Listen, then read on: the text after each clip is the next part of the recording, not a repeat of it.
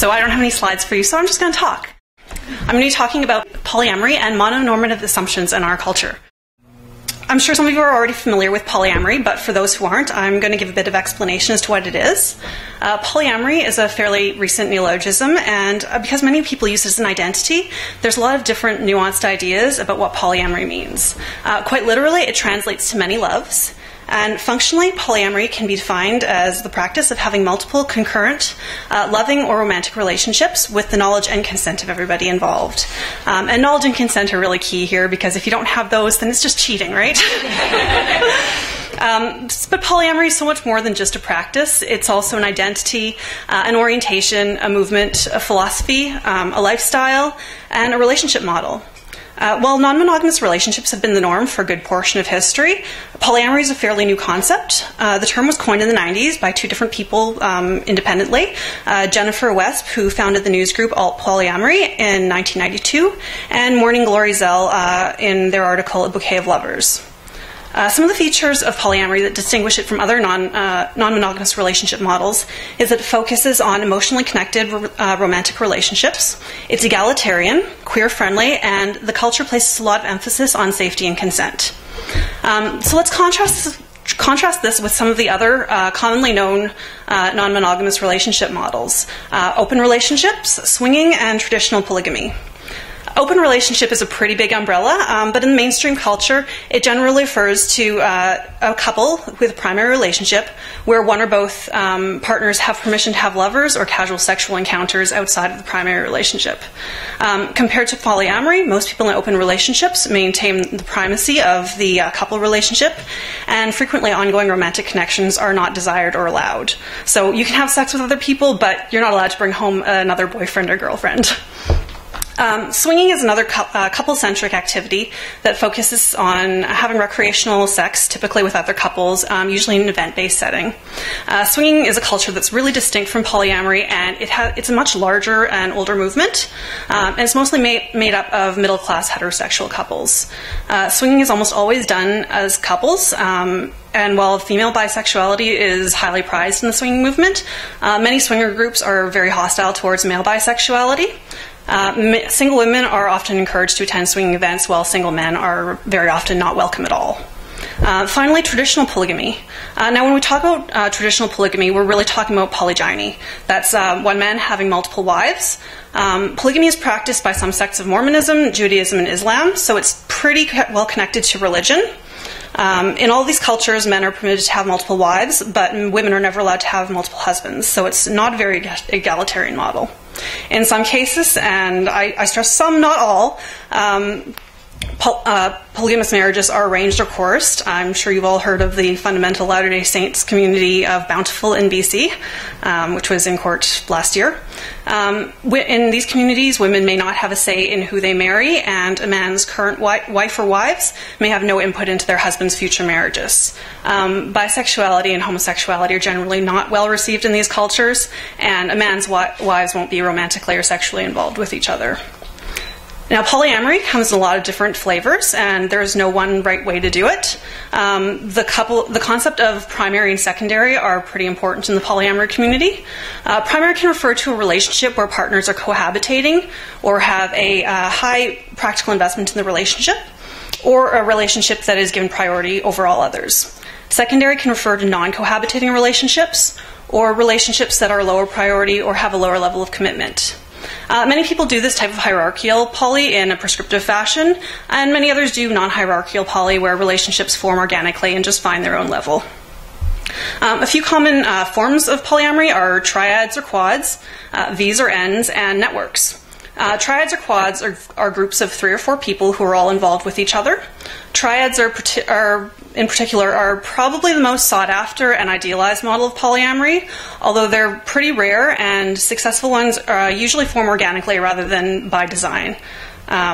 We have a lovely, not so pleasant term in the poly community, unicorn hunters, which is a heterosexual couple seeking a bisexual female partner.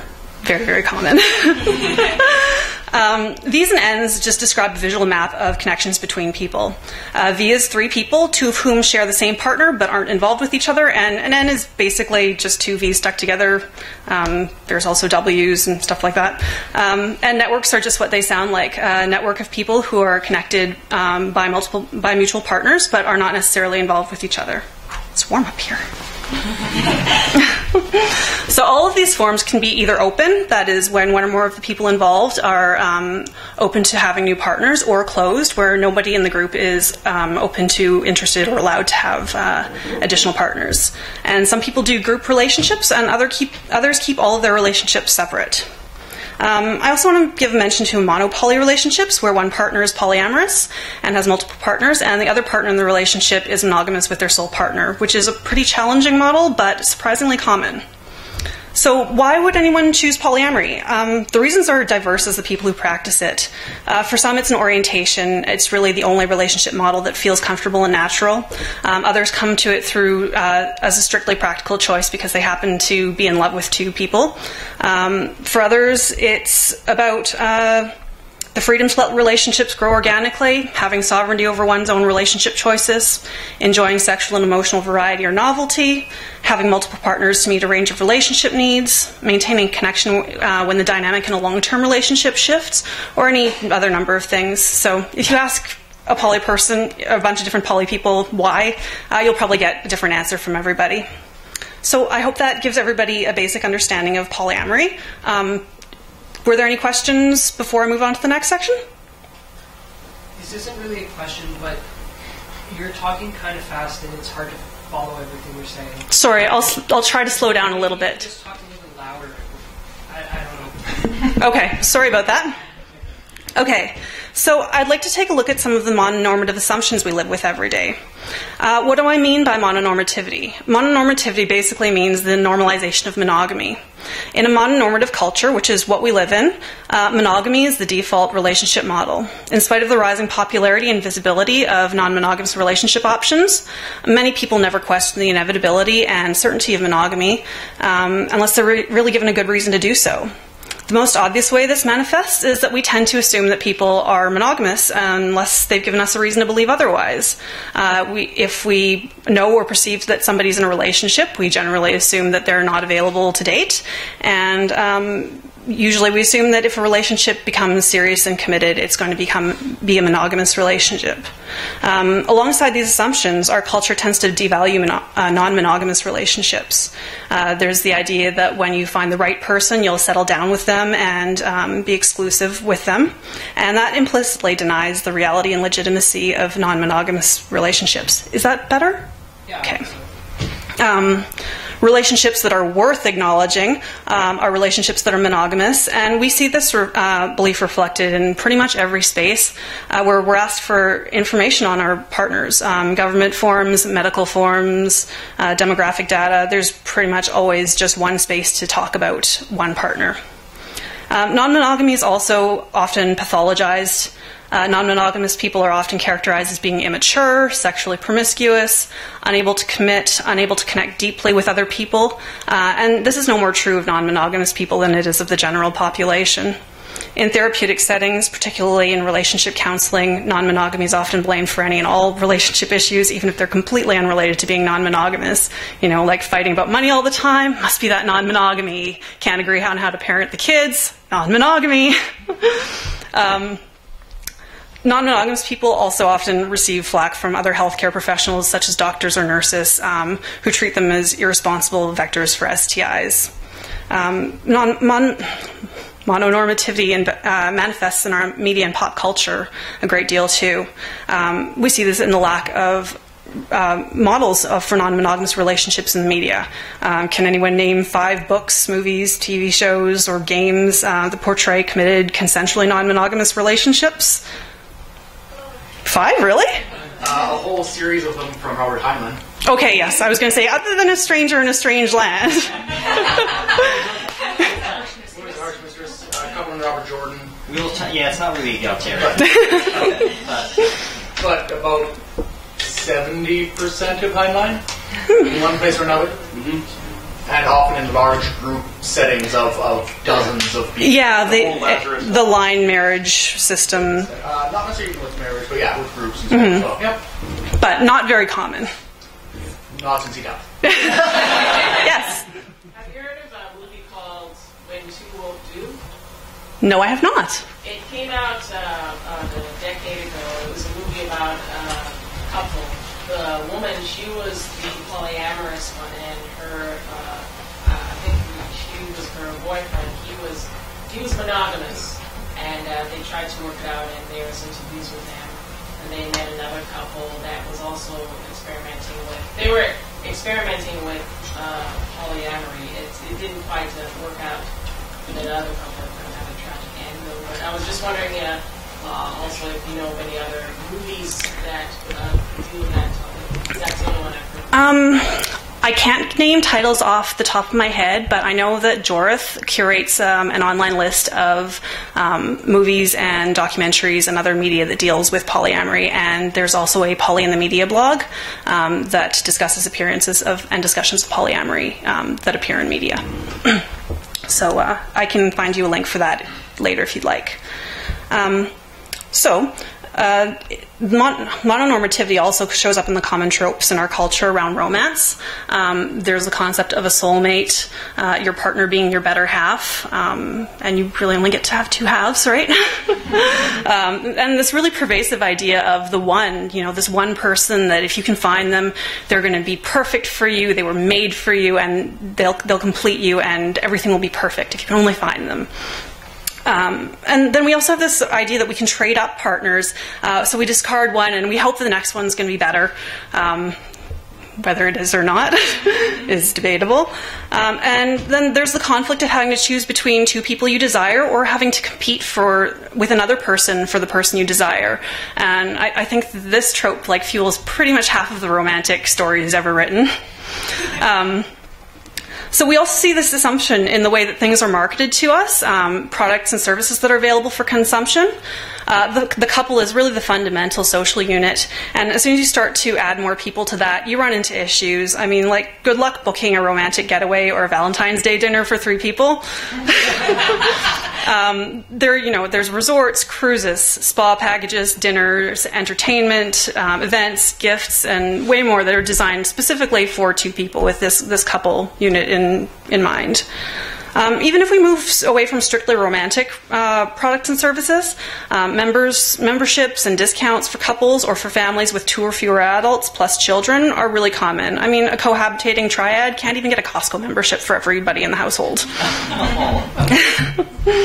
And how about the whole structure of marriage? It's a legal contract between 2 people, and it's also usually a declaration to society about the permanence and solidity of your relationship. In addition to that, it's a government-supported institution that automatically provides a lot of social benefits and legal benefits, such as inheritance rights, medical decision-making power, tax advantages, the right to share employee-provided benefits from work, just to name a few. And we are very firmly limited to one spouse at a time. If you wanted another one, you'd better get rid of the first one. This is written into the Criminal Code of Canada.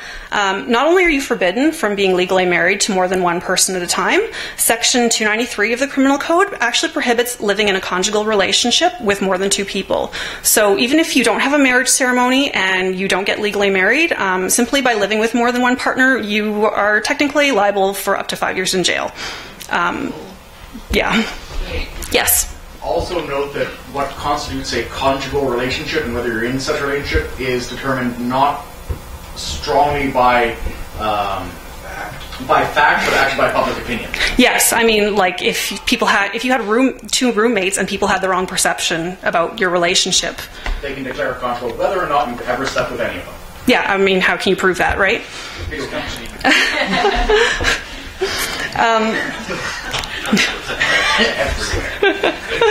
So when we start to challenge all the more non-normative assumptions in the culture, we really have to start assuming less and asking more questions.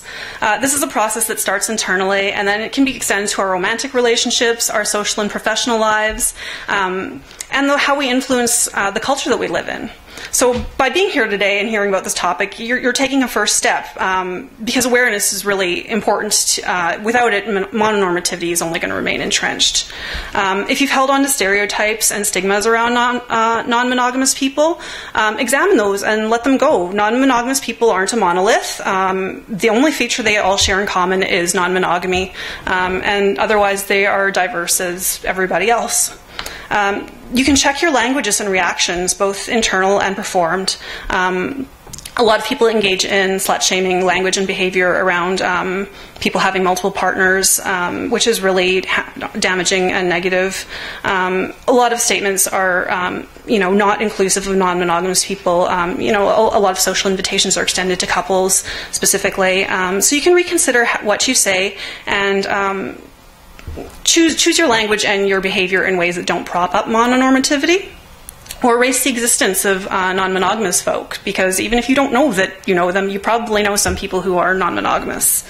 In our own personal romantic relationships, we can break down mononormativity by making fewer assumptions. So whether you end up choosing monogamy, polyamory, or any other form of non-monogamy, you can really consider your options and make a conscious choice rather than just defaulting to one relationship model. And don't assume that new partners are monogamous. Discuss up front with your new partners your desires and expectations around monogamy so that any agreements you have are explicitly negotiated. A recent study at Oregon State University found that 40% of couples didn't have a monogamy agreement that they actually both knew existed. So you really don't want to be in that 40%. And when you're in the dating pool, don't assume that everybody in a relationship is unavailable. While non-monogamous people are still a small subset of the population, we're out there and we are dating, and you may just miss out on a great connection if you continue to make this assumption. Non-monogamy is actually quite popular and prevalent in a lot of different subcultures. In our social and professional lives, we can ensure that non-monogamous people can feel safe being out. This is particularly important for polyamorous people because their relationships are about relationships and not just sex. So if people feel unsafe being out, then they may have to pretend that one of their partners doesn't exist, and I don't think anyone would really want to have to be in a position where they have to pretend that their spouse doesn't exist, right? If you meet non-monogamous people as you go about your day, treat them like normal human beings, not oddities. If you do creative work, make art, stories, music, articles, consider portraying non-monogamous people in a positive way. If you're in healthcare, get educated about non-monogamous people so that you can address their needs in your practice in a way that's not discriminatory. And if you're a consumer, you can ask for these sorts of things and then support them when they do exist. And if you are non-monogamous, be out about it if it's safe for you to do so. One of the major factors in the acceptance of homosexuality is people knowing somebody in their lives who identifies as gay or lesbian. It's far harder to stigmatize a group or to hang on to incorrect beliefs about them or to fear them when somebody that you happen to know and like belongs to that group. So it's a humanizing factor. There's also broader social change that you can be supportive of by raising the positive profile of non-monogamy on internet forums, commenting on news articles, and I mean, we've all seen how terrible comment sections of news articles usually are. Or writing letters to the editor. You can write to your elected representatives about laws that discriminate against or disproportionately impact non-monogamous people, and support the Canadian Polyamory Advocacy Association, which is involved in the ongoing charter challenge of Section 293, which I believe should be resolved around the end of this year. As you go about your life, just remember that relationship model preference is just one of the many beautiful facets of human diversity and one of the many facets that make up each individual. So whether you choose monogamy, polyamory, or anything else for yourself, a world of greater acceptance and less discrimination and a broader idea of what's normal is really a great thing to strive for. Thank you.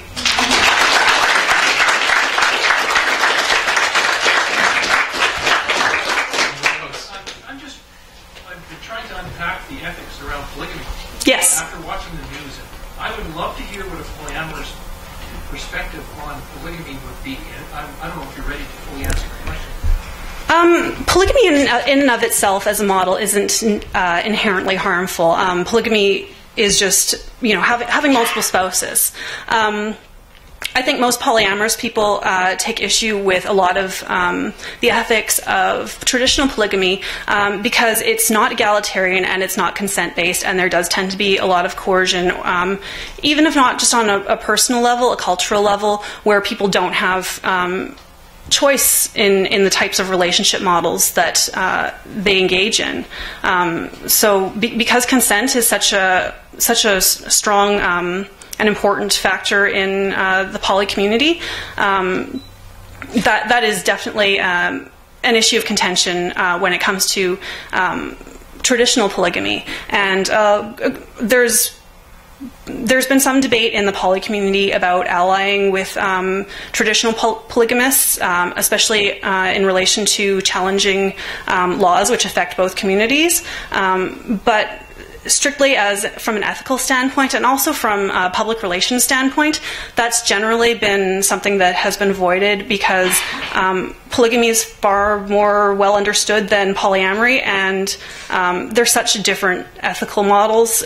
We don't want to be lumped in with traditional polygamists because that's just not, other than the multiple partners, we don't have much of anything in common with them.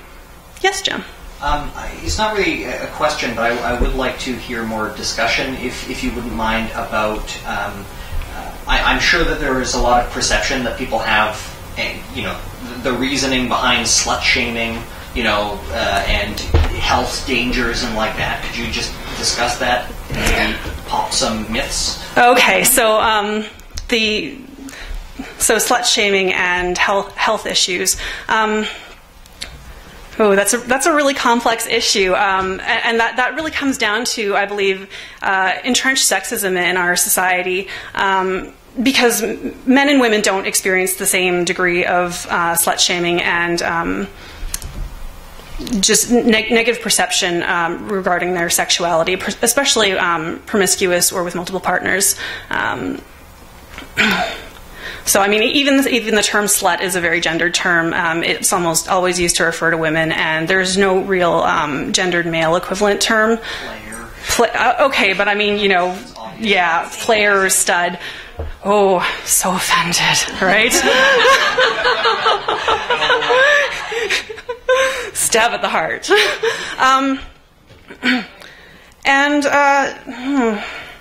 How to approach that? I know I just sort of threw a general... Yeah. Do you have a specific question? I'm sure that people probably... I've heard people bring up questions like, well, empirically, aren't you going to have larger incidence of STI in a polyamorous couple or an open relationship? Okay. To address the probability.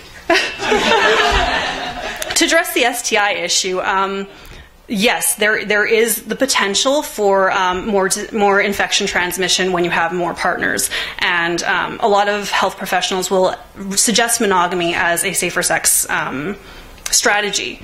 But in the polyamorous community, people tend to be extremely well educated about STI prevention, what symptoms are, what precautions you can take, just statistics around, risk factors. So there tends to be a lot of communication around discussing safer sex and negotiating these things. So I think in a lot of ways the polyamorous community tends to be safer than the general public because there is so much focus on preserving your own health and protecting that of your partners and the general community, whereas a lot of people in the general population have very lax safer sex practices or extremely misinformed about STIs and how to prevent them. I can imagine that if you think you're in a monogamous relationship and you're actually not, you're probably more at risk than if you know you're in a polyamorous relationship. Absolutely. Especially since a lot of people, when they're cheating, I've heard of people doing these like weird mental gymnastics where it's like, if I don't use a condom, then it's not premeditated, and therefore it's not as bad. And a lot of people won't especially in cheating situations, a lot of people won't have safer sex discussions because it increases the feeling of being premeditated. Whereas if it feels very spontaneous, then it's easier to excuse. Right in the back? Yeah, sure. Okay, so I'm planning a formal gathering, and so I'm guilty of this. I put on invitations, so-and-so kind of guest. Mm-hmm. But I want to be sensitive to this sort of situation, while at the same time excluding the children from coming along, or pretty good buddies to have a good time.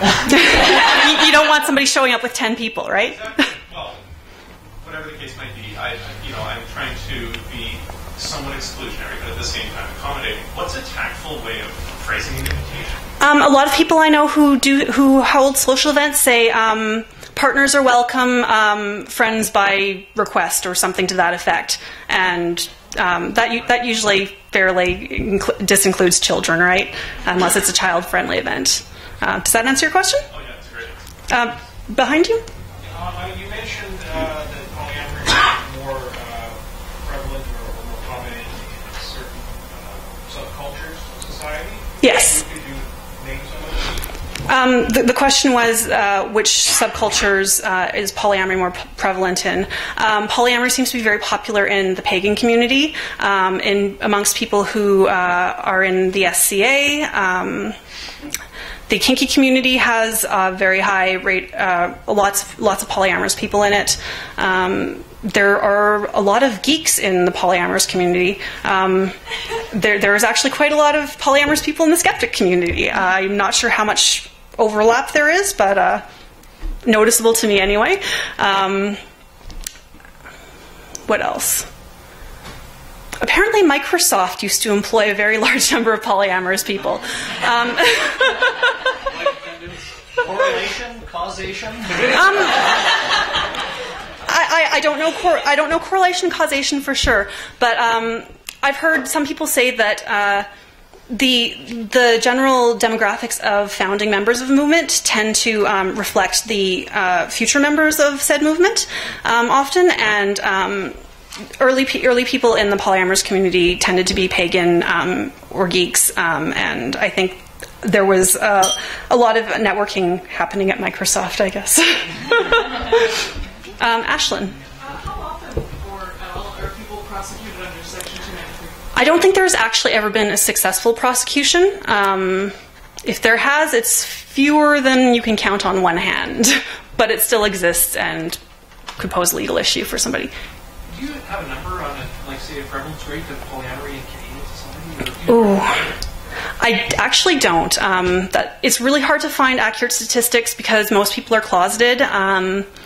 The Poly Leadership Network has been talking about doing a census of people who are involved in organized polyamory, communities and groups, just to get demographics. That hasn't happened yet, and that also isn't going to capture any people who just practice it but aren't involved in groups.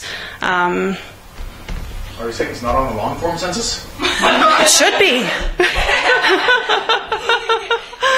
So yeah, I don't have any concrete numbers for you, unfortunately.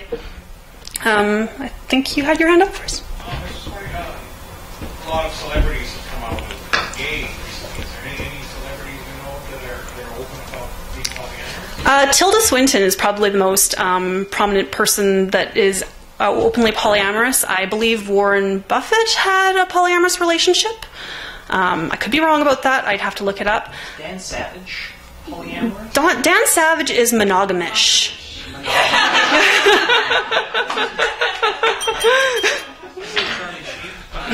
Yeah, Charlie Sheen had his two goddesses for a while.